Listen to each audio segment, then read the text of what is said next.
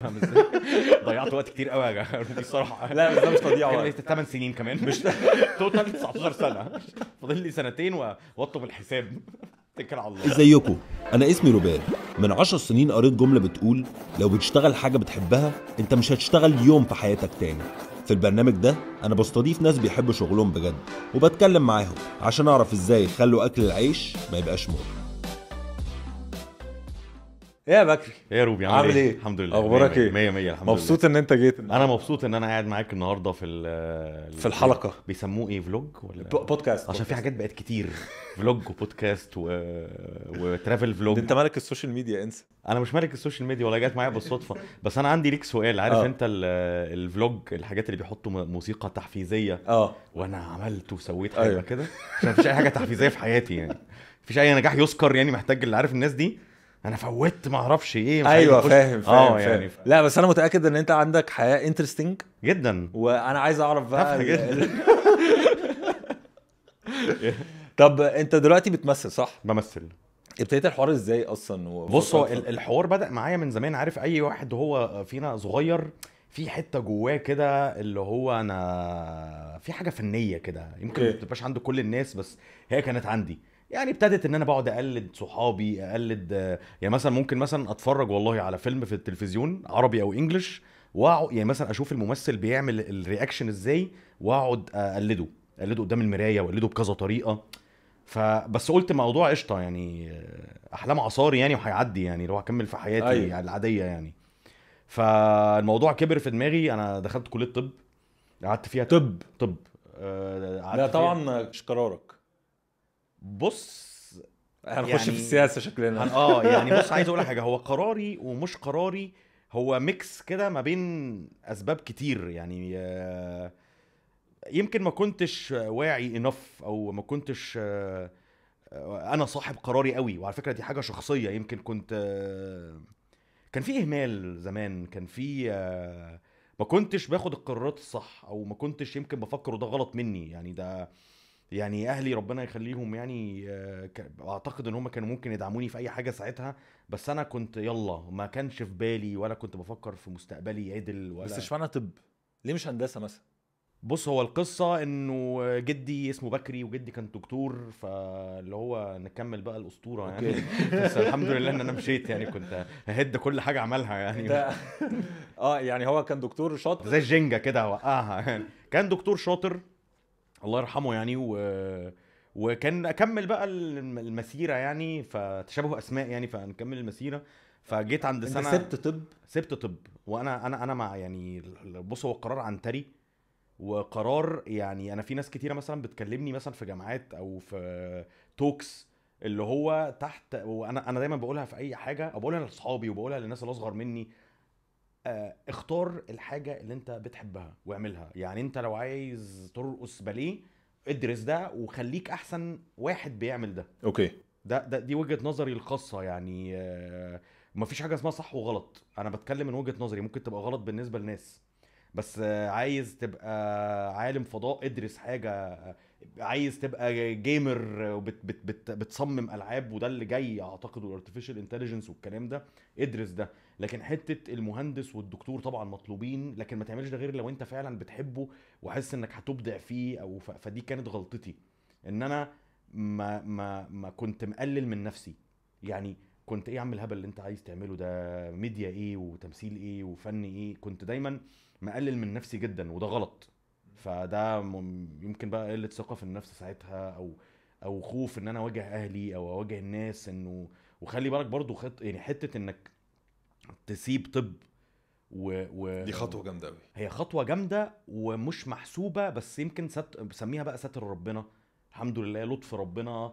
وكانت صعبه برضو، خلي بالك يعني، انك سايب الكليه وانت لسه سنك صغير، ومش عارف انت عايز ايه او سبتها في سنه تبتدي كام؟ منين. سبتها في سنه ثالثه. ففي نص الطريق. فانت مش عارف، خطواتك مش محسوبه، انت مش عارف بجد انت عايز ايه. وده دخلني في حاله نفسيه ديبريشن يعني. ان انت حاسس ان انت فعلا والله العظيم ماشي في صحراء، والناس كلها بتمشي حواليك وبخطوات، لا انت مش عايز اقول لك انت ثابت، انت بترجع لورا. وما كانش لسه واحد العظم قوي انه يستحمل هذا النوع من الشوكس او الصدمات زي ما بيقولوا عليها كده.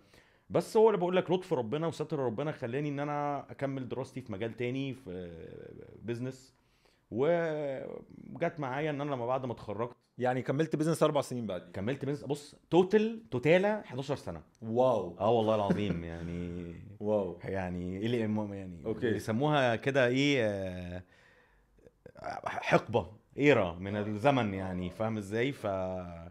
بس ده غلط يعني. ارجع واقول لك انا يمكن انا ضيعت وقت كتير بس لسبب ما، يمكن عرفت منه شويه والباقي لسه ما عرفتوش.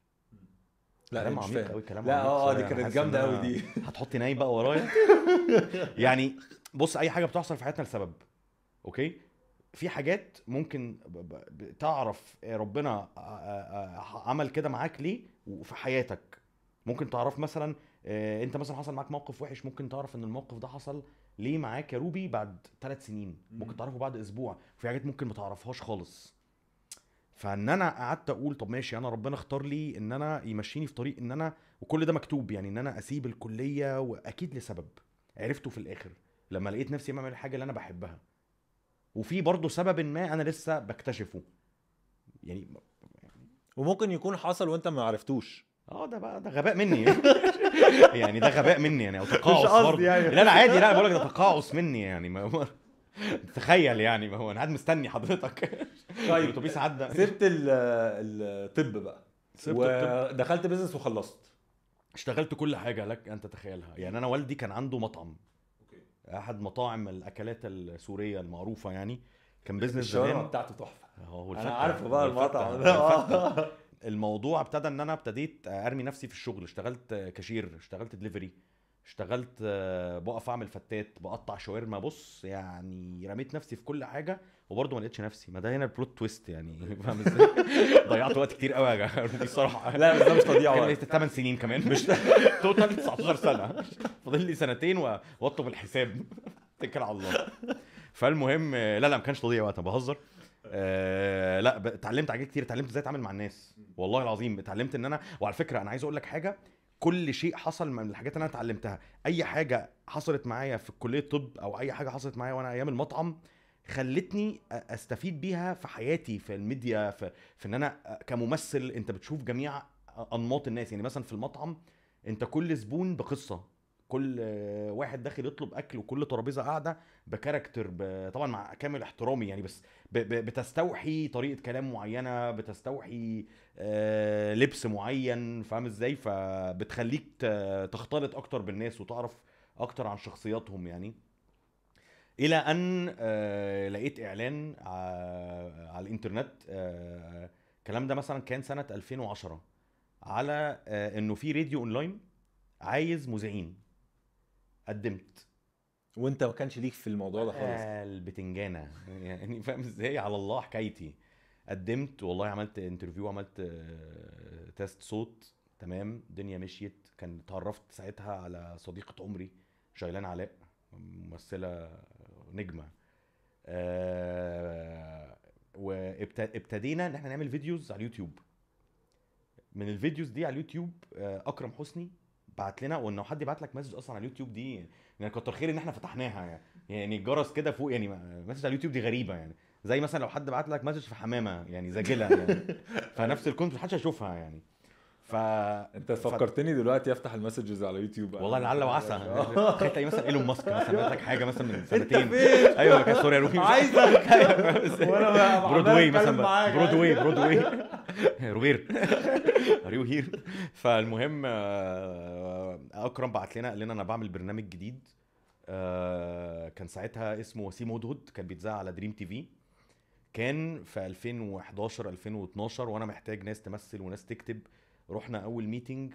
عشان تعرف برضو انا برضو في حاجات انا يعني انه برضو حاجه وصلتني لنقطه انه ادي كل حاجه وقتها وجرب كل حاجه. انا فاكر ان انا اول يوم في الميتنج ده كان اكرم بيقول لنا ان هو، وانا عايز هو بيتفرج على ده، اكرم بعد ربنا هو صاحب الفضل عليا يعني، بعد ربنا طبعا. فاكرم ابتدى يقول انا عايز ناس تكتب وعايز ناس، فانا بقيت ابعت لجيلان على الواتساب، جيلان احنا مش كتاب، احنا جايين نمثل. قالت لي يا ابني استنى يا جيلان، يلا نمشي يا بكري، استنى نشوف ما اعرفش ايه. ده برضو لو هي كانت سمعت كلامي كانت تغير مسار الموضوع تماما. فلا ده برضو اللي علمني، لا اصبر وشوف وجرب. يعني ما تاخدش، ما تحكمش على حاجه من غير ما تجربها، ان كان على بني ادم على فكره، وان كان على شغلانه، او ان كان على مكان او. فابتدينا، كتبت اول حاجات في، اترفضت كلها والله العظيم. فلا اترقى عشان ما فيش بجتهد يعني. مره في التانية طبعا احنا كنا ورشه كتابه كتير جدا، وانا من الاشخاص دول انا اتعلمت ليترلي من كل حد فيهم يعني ايه كتابه. بعد كده خلصنا وسيم هدهد مثلنا فيه. بعد كده دخلنا في اسعد الله مساءكم على MBC، طبعا برنامج كان طبعاً. مكسر الدنيا ساعتها. واتعلمنا يعني ايه كتابه، وتعلمنا يعني ايه تكتب كوميدي، تعلمنا ايه تضحك الناس. كان المواضيع اللي بنناقشها كانت مواضيع اب تو ديت، لان احنا كنا بنكتب. في ميزه في البرنامج ده ان احنا كنا بنكتب عشان نصور في نفس الاسبوع. فالورك اندر بريشر ده برضو كانت حاجه ان انا اتعلمتها في الكتابه، وتعلمت من كل حد في الورشه دي يعني بعد جينا البرنامج خلص وكل واحد فينا شق طريقه، وابتدى مشوار انه يلي بقى الناس بتكتب اغاني، اسامي لمعه في السوق، ناس بقت نجوم كبار، ناس بتقوم برامج دلوقتي. فاسعد الله مساءكم هو كان مدرسه من 2012 ل 2017 واو. ليترلي. مدرسه، احنا دخلنا جامعه اسمها جامعه اسعد الله مساءكم. يمكن هي ودت كل واحد فينا حته وعلمته حاجه يعني. كنت اكتف على السوشيال ميديا ولا؟ بص، موضوع السوشيال ميديا هو، انا الموضوع جماعي بالعكس. هو الناس بتبتدي على السوشيال ميديا عشان تطلع في ناس طبعا، والسوشيال ميديا مكان مباح او هايد بارك كبيره للناس اللي عايزه تبرز موهبتها، وحاجه عظيمه جدا. انا الموضوع ابتدى معي بالعكس. انا عملت شويه حاجات بسيطه كده صغيره، برامج وما اعرفش ايه وكذا وبعدين اتجهت للسوشيال ميديا بالصدفه. يعني ان انا ابتديت انه انا بعمل فيديوهات لمجرد ان انا حصل معايا حاجه فحابب احكيها للناس، فالناس ابتدت تتجاوب. ف وبرضه خلي بالك انا في عيب في السوشيال ميديا ان انا ما عنديش الاستمراريه. يعني انا مثلا ما عرفتش للاسف، ما عرفتش ان انا اللي هو استمر على حاجه. عملت مثلا ما بعملش حاجه غير لما اكون انا صاحي وعايز اعمل فكره، او في حاجه عايز اتكلم عنها، بتبقى احلى من وجهة نظري. وانا المين تارجت بتاعي انه يعني ابتدينا ممثل، وكل الادوار اللي انا عملتها ليتلي وخصوصا السنه اللي فاتت كانت كلها شر وغلاسه يعني بطلوع الروح كنت احد التكفيريين. وليله واللي فيها طبعا اخراج استاذه بطلوع الروح، استاذه كامله ابو ذكري، بطلوع الروح مع استاذ هاني خليفه. بلاقي الشرف ان انا اشتغلت معاهم، برضو كنت عامل دور شخص غلس جدا. وفوق ال 18 كان اخراج الاستاذه نادين خان، كنت ضيف شرف فيه، وبرضه كنت عامل دور واحد. فانا مش عارف ايه موضوع الرزاله ده فجاه، بس هي جايبه يعني. والله العظيم جايبه. والله العظيم لما تلاقي الانبوكس مليان شتايم كده تمام يعني، انا مبسوط يعني. يبقى انت عملت دورك. ماشي يا باشا، على الطريق الصح. انت عملت حاجات على السوشيال ميديا نعم. وما كملتاش؟ لا ده عادي. لا هو مش عادي. لا هو مش عادي هو مش عادي مش عادي. هو بقول لك برضو يعني، ما هو انا يعني مثلا كنت عامل سلسله فيديوهات اسمها حلقه في ودنك. أوكي. حلقه في ودنك دي كانت عباره عن ان انا بطلع اقول مثلا وعملت فيديو كان ساعتها عمل شغل جامد جدا، اللي هو للناس اللي اول مره تروح الساحل. عملت للناس اللي اول مره تفتح عربيات اكل في مصر الجديده. 101 فور داميز لحاجات كتير. لقيت فجاه الحاجات خلصت. ازاي ما اعرفش والله، ما اعرفش والله ما اعرفش. الموضوع خلص تماما يعني، فاهم ازاي. بعد كده رحت عامل حاجه اسمها الويك اند بعد سن ال30، برضه فيديوهات بان انا بتكلم في التليفون وبكلم واحد صاحبي اسمه محمد مجدي ده ومحمد عمرو موجودين في اي فصل، بيبقوا قاعدين قدام. عارفهم عارفهم كده. كان معايا واحد برضه اسمه محمد مجدي ومحمد عمرو بيبقوا قاعدين قدام، فاهم ازاي، وليم جدا، ومع كامل احترامي لكل المحمدات المجديات والمحمد عمرو. ودايما اللي هو بيجيب كل حاجته من امريكا والسعوديه فاهم ازاي. عارف انت الناس دي اللي هو من فين؟ دي من السعوديه، عنده اب عايش في السعوديه ما شفناهوش يعني. فالمهم يعني، فعملت اللي هو بنتكلم انه هي الموضوع جه معايا صدفه ان انا قاعد كتبت والله العظيم كنت قاعد في البيت يوم الخميس، كتبت بوست قلت فيه انه انا من كتر الزهق بفكر اجيب اللي هم بتوع التريكو وابتدي اعمل فلقيت عشان فوق ال 30. يعني فدلوقتي يعني مش عايز اقول لك احنا فوق كام يعني محتاج كانولا يعني.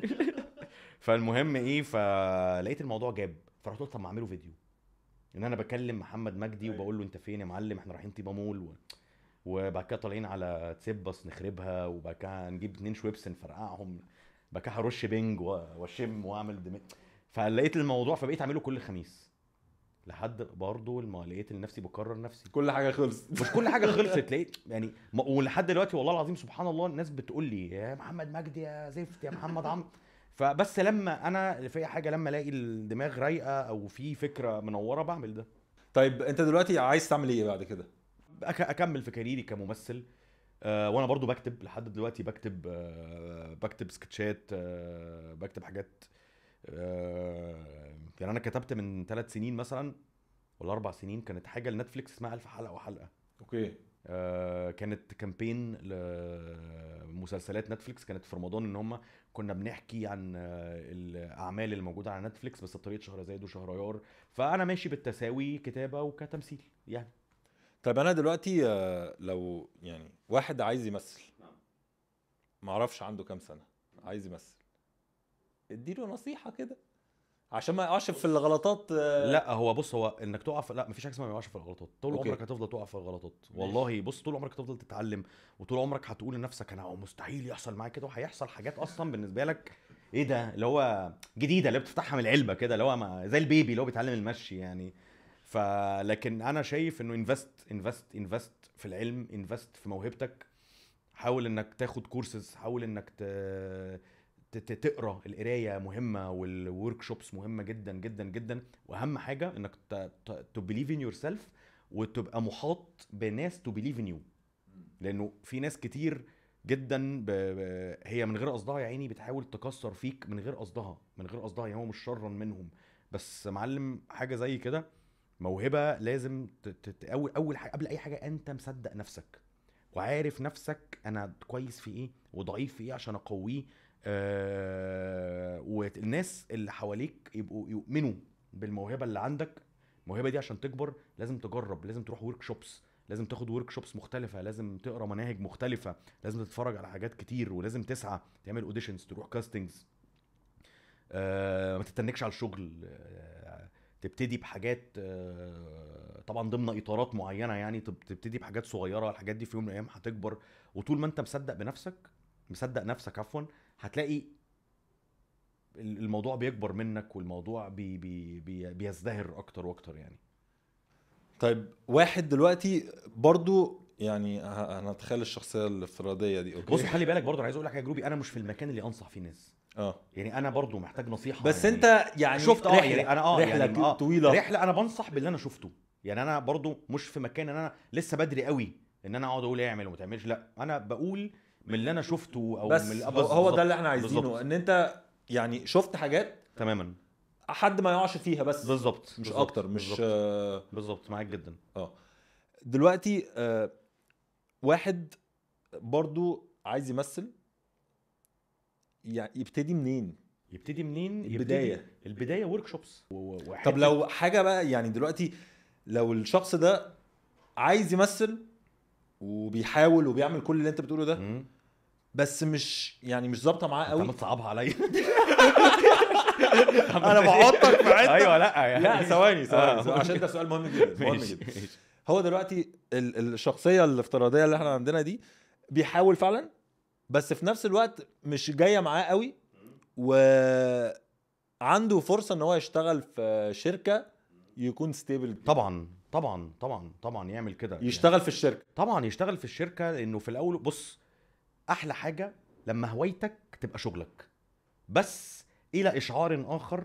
ما هو انا كبني ادم عندي متطلبات وعندي التزامات وعندي مصاريف، ما هو ما ينفعش ان انا افضل قاعد كده واقول يلا. انت فاهم انا قصدي؟ لا بالعكس يعني. فانت شايف ان هو يشتغل في الشركه طبعا لغايه لما يبقى ممثل. طبعا لغايه ما التمثيل ده او الاكس واي، النحت، الموسيقى، الرسم، الرقص يجيب له، يعرف يغطي مصاريفه او يعيشه. انت فاهم انا قصدي؟ دي وجهة نظري الشخصيه يعني. في ناس ما تقدرش تعمل كده، وارجع واقول لك مفيش حاجه اسمها صح وغلط، مفيش حاجه اسمها صح وكل واحد ورحلته وكل طبعاً. واحد ورحلته وكل واحد واستحماله. هتصعبها عليا واحد طب بقى بقى واحد وهو ماشي ومش عايز يشتغل. طب انا عايز اسالك سؤال عميق شويه. اسالني اي حاجه. سؤال عميق اسالني يا باشا. ولو مش عايز ترد عليه عادي. هقول لك ايه اكتر حاجه بتخاف منها؟ المستقبل. والله العظيم يعني انا دايما بفكر في حاجه. بص انا دايما بقعد افكر هو وبعدين ايه اللي هيحصل، انا هبقى فين، انا ايه وضعي، ايه كذا كذا. نفسي ابص في ورقتي، نفسي ابص في ورقتي والله. والله نفسي اسيبها على الله، انا نعمه بالله يعني. بس قصدي نفسي اتمرن على الحته دي، ان انا اسيبها زي ما تيجي. المهم انا بشتغل وبسعى وما افكرش كتير عشان اعرف استمتع بالبريزنت، بالحاضر اللي انا فيه. لان انت لما بتفكر كتير قوي عمرك في حياتك ما هتعرف تنبسط باللي حواليك. حط مزيكا ورايا لا تهتان، مزيكه سو عارفها. لا ده بجد والله، لا والله بجد يعني اللي انا قلته ده مش هزار والله بجد يعني. ما حته انه ما تفكرش كتير عشان تستمتع باللي فيه ده يمكن انا مشكله ولحد دلوقتي مش عارف اتغلب عليها. بس دعواتك بقى ان شاء الله. عامه انا مبسوط قوي ان انت والله انا اللي مبسوط يعني عملت شيرنج لحاجات جامده قوي وشويه والله وديب قوي. ديب جدا يعني. فبقول لك لا يعني انا المبسوط واتشرفت بالكلام معاك والله يا روبي. وانا بحبك جدا وانت زي مش زي انت اخويا الصغير لانه وي جو واي باك يا روبي. صح والله العظيم وي جو واي باك. ايوه وانا حضرت لك مسرحيه قبل كده وفاكر وقلت لك انه دي من احلى الحاجات اللي انا شفتها. يا جماعه روبي فين كاميرتي؟ كاميرتي. روبي بيغني وبيلعب بيانو وفنان وديزاينر وكل حاجه حلوه. والله العظيم. فبتمنى لك كل خير والله يا روبي. طب انا مش عارف اقول لك ايه. لا ما تقولش حاجه والله. والله من قلبي يعني. اشكرك جدا يا وانا كمان والله. الاب هقبض من ايه هقبض من الاب. اشكرك جدا يا بابا.